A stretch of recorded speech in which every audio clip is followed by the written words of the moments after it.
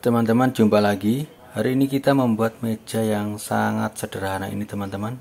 Meja lesehan yang gampang sekali dibuatnya. Hasilnya seperti ini. Jadi kalau teman-teman sudah cukup dengan melihat hasilnya aja, bisa skip dari sekarang ya, hemat-hemat kuotanya untuk hal-hal yang lebih bermanfaat. Tapi kalau teman-teman ingin melihat proses pembuatannya, silahkan disimak, dan senang sekali apabila teman-teman bisa merespon video ini dengan subscribe, like, dan komen. Jadi kami bisa tahu bahwa video ini bisa ada manfaatnya atau tidak ya. Silahkan disimak dan semoga kita semua selalu sehat dan sukses.